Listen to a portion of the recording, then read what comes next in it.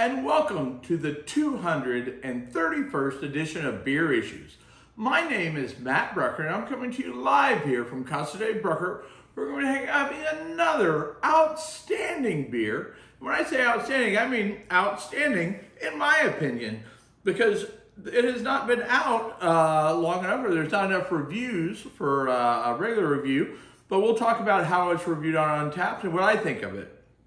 So today, from Calusa Brewing out of Sarasota, Florida, we're going to be having the Imperial Zote, which is a double IPA. And I'm very excited to have this because actually I haven't had this. I had the regular Zote, I had the barrel-aged stout and the regular stout while I was there. And I had the regular Zote at a restaurant, but I actually haven't had the double, so I'm kind of excited about it. But we were at the brewery, not this last weekend, but the weekend before.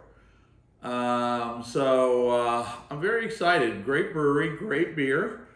So let's talk about this here. So in this beer, it clocks in at 8.5% alcohol by volume. You get that beautiful, I don't know if you can see that, beautiful orange juice looking color. And that's what I say when I drink this beer. I'm not drinking beer, I'm drinking orange juice. Look at that. Just the hazy, cloudy orange juice. Just absolutely beautiful. But anyway, in this beer, they used the Mosaic hops, the Citra hops, the Cascade hops, and the Centennial hops, which is going to give it a good New England style flavor. But I think there's going to be a little bit more. If I remember the original, the other Zote that I had, it had even a little bit of the, not just the New England taste. I think you kind of got a varied taste of different New England style and maybe a little West Coast style in there. But let me go ahead and check my palate here and make sure I'm on point here. So let's smell it first. Oh, wow, beautiful. So when you smell it, right off the bat, you're getting that nice tropical, citrusy type smell right off the bat. And you know, it's funny, I kind of remember there being like a resin, piney resin, but I'm not getting that right now, not in the smell at least. Those are just tropical flavors.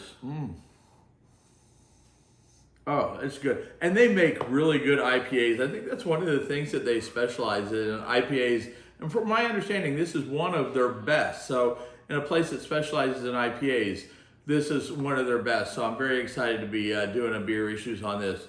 And it's funny because I wasn't really familiar with the brewery, but you know, I belong to a lot of different, you know, beer groups and stuff like that. And people are always raving about how great their beer is. So we had to take a little trip down there and check out the brewery, and it was great. And you know you're in a good brewery, and I always say this is something you can do to tell the quality of the brewery that you're in. How many people are walking up and walking out with cases or a case and a half or 2 cases of beer? Constantly while we were there, there was always people in line to leave with a case or 2 cases or whatever of beer. So they can't even, I talked to the guys there, they can't even hardly keep up with the amount of beer they're producing down there just for that general area. And you know, they got pretty good facilities. So that's telling you that they are pumping out some beer and people are loving it. And I'm loving it. So I'm very excited to go ahead and take a sip. No more talking, let's get to drinking.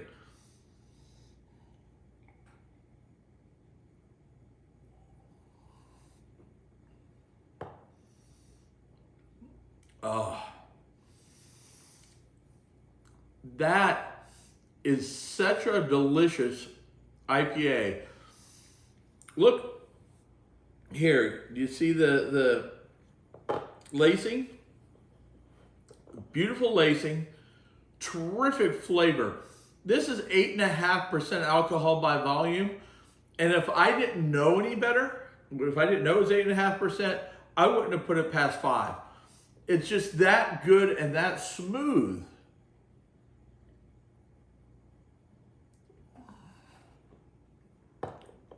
And when I say that good and that smooth, it's packed full of flavor, but it's like a tropical flavors, not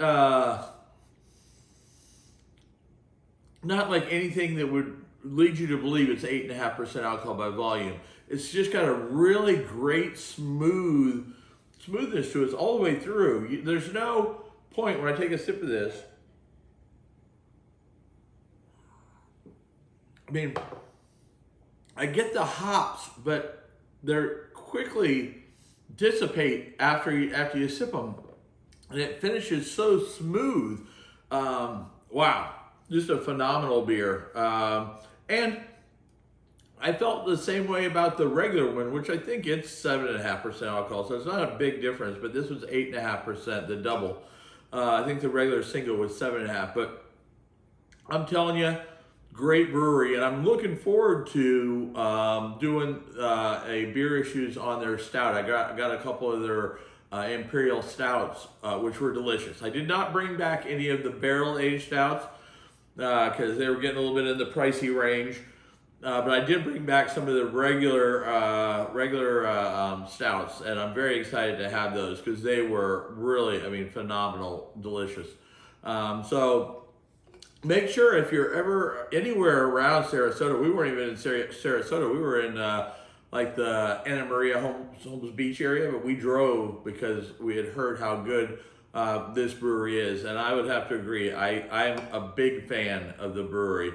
And another thing, little known thing that you may or may not know, but the brewery is veteran owned, which I always like to support veteran owned businesses. So make sure if you get a chance, if you're anywhere near there and you can find this beer anywhere, grocery store, restaurant, which is where I found it first in a restaurant before we went down to the brewery, make sure you check it out. Great brewery, great beer, big fan. So if you've enjoyed this, make sure you tell your friends about Beer Issues and how much fun we're having talking about great beer and drinking great beer. Make sure they go to, if they want any cool Beer Issues gear like hats, shirts, t-shirts, go to shop.beerissues.com. One thing I forgot to mention, I said I was going to talk about ratings. Just to tell you how good this beer is, this beer on Untapped gets a 4.4 on Untapped, which is unheard of for any kind of like IPA type beer. 4.4 out of 5 is just, I mean, it's unheard of. So just thought I'd throw that in there. And as my wife likes to say, I have beer issues.